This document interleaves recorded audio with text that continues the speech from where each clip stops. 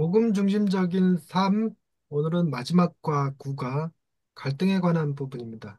그럼 복음 중심이 뭔지 기억나시나요?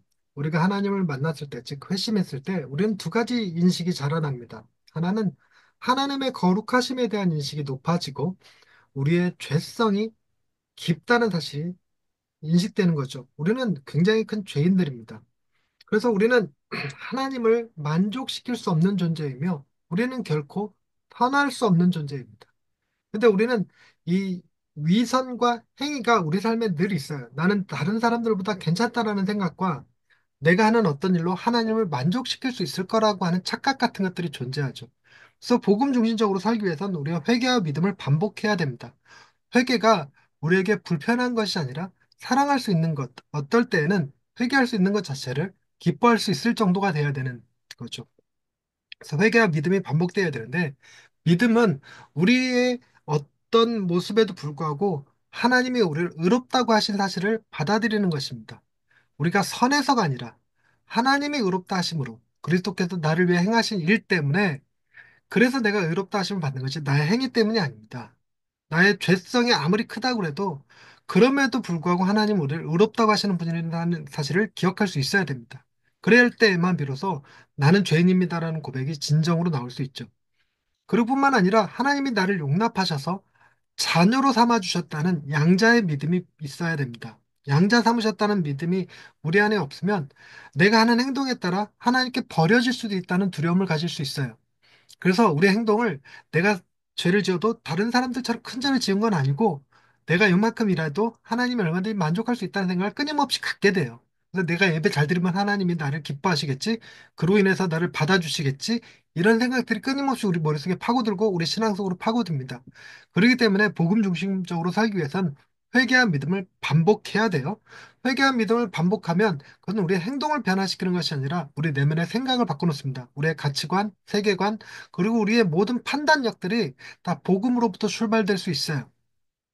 그래서 우리는 그것이 겉으로 드러나는 것이, 우리는 다른 사람들과 좀 다른 삶을 살게 될 것입니다. 가치관이 다르니까 당연히 그렇게 되겠죠.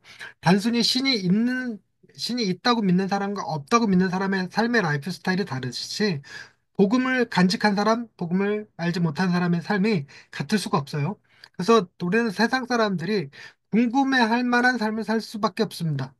그래서 세상 사람들이 묻죠. 너는 왜 이럴 때 이렇게 행동해? 저럴 때 저렇게 생각해? 하는 것들 묻는데, 그때 답을 하는 것이 자연스럽게 선교라는 결과를 맺어요.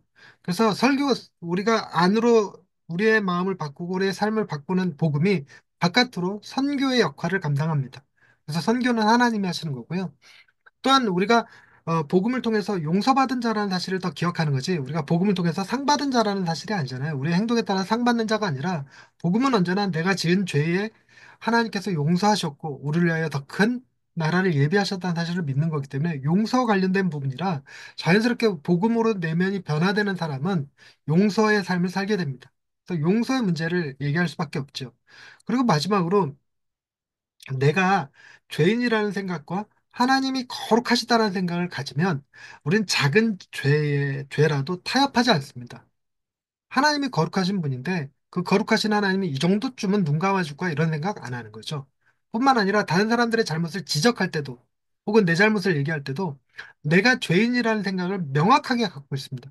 그러니까 내가 너보다 잘났다라고 하는 것도 아니고, 내가 선하다고 위선 떨기 위해서 하는 말도 아니고, 그저 나는 죄인에 불과하지만 내가 이렇게 말하는 건 오직 하나님이 거룩하시기 때문이야라는 명확한 이해를 가지고 있습니다.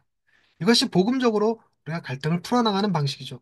이것이 우리가 내면화되고 생활화된다면 자연스럽게 우리의 공동체도 변할 것이고, 우리 가정도, 그리고 우리가 살아가는 직장도 어느 정도의 변화의 바람이 불 수밖에 없겠죠. 그래서 복음 중심 공동체가 다음번에 배우게 될 거고, 그 다음에 복음 중심 부모, 복음 중심 직장, 이렇게 이제 시리즈가 이어져 나가게 될 거예요.